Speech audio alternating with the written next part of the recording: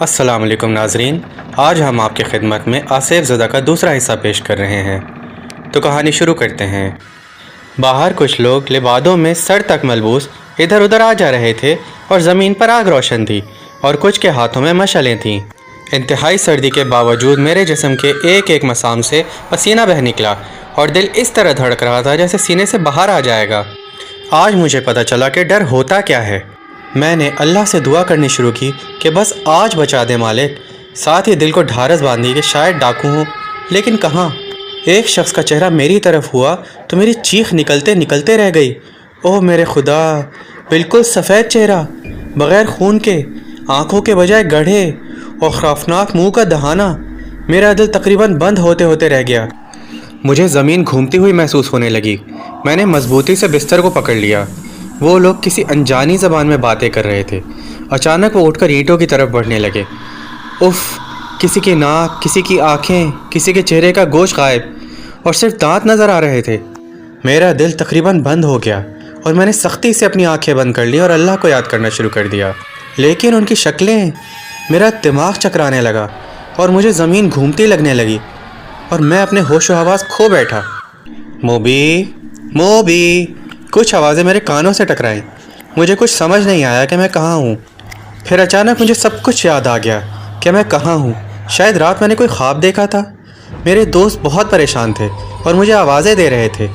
یہ میرے دوست ہی ہیں نا؟ میں خود کلامی کر رہا تھا۔ سلیم، اشرف، خالد، میں یہاں ہوں، میں نے آواز لگائی۔ ان کے بھاگنے کی آوازیں کمرے کی طرف آنے لگیں۔ کدھر ہو یار؟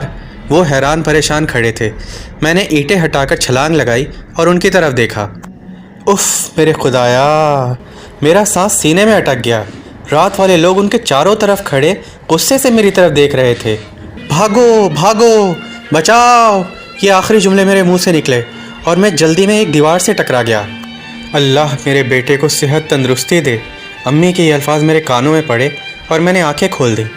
میں گھر میں بستر پر تھا اور گھر والے آس پاس۔ کیا یہ سب ایک خواب تھا؟ کیا ہوا امی؟ میں نے پوچھا۔ خبیث کے بچے، تو بتا، ابو غصے سے بولے۔ ذرا ٹارزن کو تو دیکھو، آپا نے بھی اپنا حصہ ڈالا۔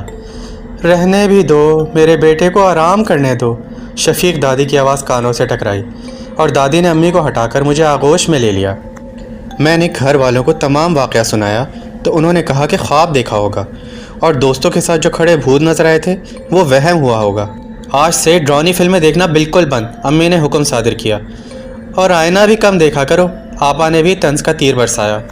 چلو مغرب کی نماز پڑھ لو، آ جاؤ آ جاؤ میرے ساتھ۔ چچا نے آگے بڑھ کر مجھے اٹھایا۔ میں مسجد گیا، وہاں اشرف سے ملاقات ہوئی تو اس نے کہا، یار تو اچانک چیخیں مارتا ہوا بے ہوش ہو گیا تھا، پھر ہم تجھے اٹھا کے گھر لے آئے اور تیرے گھر والوں کو سب کچھ سچ سچ بتانا پڑا۔ یار ہوا کیا تھا؟ اس نے مجھ سے پوچھا۔ میں نے جلدی جلدی اسے سارا قصہ سنایا، لیکن اس نے بھی یہی کہا کہ شاید تمہارا وہم ہو، لیکن پھر بھی احتیاط کرنا۔ رات کو کھانا کھا کر میں سو گیا۔ رات کے پچھلے پہر میری آنکھ کھلی، میرا حلق خشک ہو رہا تھا۔ میں نے اٹھ کر پانی پینے کا ارادہ کیا تو میں نے دیکھا کہ میری چارپائی کی پائتی پر کوئی بیٹھا ہوا ہے۔ امی، میں نے آواز لگائی کہ شاید امی ہو، لیکن گردن گھما کر جو اس نے دیکھا تو وہی بے نور آنکھوں والا چہرہ۔ بچاؤ بچاؤ، میں چیخیں مارتا بمشکل اٹھ کر دروازے کی طرف بھاگا، لیکن باہر سے گھر والے بھی داخل ہو رہے تھے۔ چچا نے مجھے پکڑ لیا۔ وہ اندر ہے، میں نے انگلی سے اندر کی طرف اشارہ کیا۔ کون ہے؟ میں دیکھتا ہوں، چچا کہتے ہوئے اندر کی طرف بڑھے۔ اندر تو کوئی بھی نہیں ہے، چچا کی آواز آئی۔ نہیں، وہ ہیں، میں نے روتے ہوئے کہا، لیکن اندر جانے پر کوئی بھی نہیں تھا۔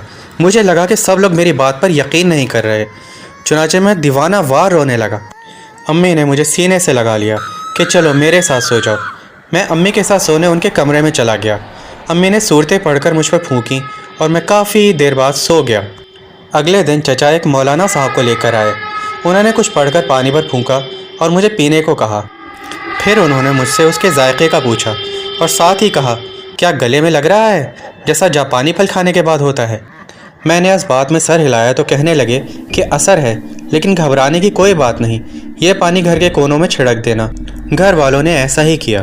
میں نے اسکول جانا شروع کر دیا، لیکن بھٹے کے پاس سے گزرتے ہوئے مجھے محسوس ہوتا کہ کوئی مجھے بلا رہا ہے اور میں اس کی طرف دیکھے بغیر گزر جاتا۔ زندگی نارمل سی ہونے لگی۔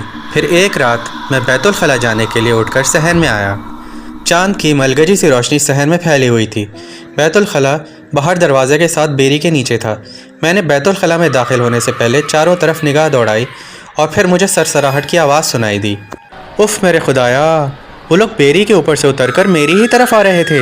میں نے چیخنا چاہا لیکن جیسے میری آواز تو حلق میں اٹک کر رہ گئی، قدم بھی جیسے زمین میں دھس کر رہ گئے ہوں۔ اسی اثنا میں قریبی مسجد سے تہجد کی اذان سنائی دی اور وہ لوگ ایک دم سے غائب ہو گئے۔ میں اندر کی طرف بھاگا اور امی کو جگا کر واقعہ بتایا تو انہوں نے مجھے دم کیا اور کہا آئندہ مجھے اٹھا دیا کرو۔ اسی طرح ایک رات کو مجھے چارپائی کے نیچے سے کھٹ پٹ کی آوازیں سنائی دیں تو میں نے سوچا کہ بلی ہوگی۔ اس کو بھگانے کے لیے میں نے جو نیچے جھانکا تو میری روح فنا ہوتے ہوتے رہ گئی۔ ابھی جاری ہے۔ شکریہ۔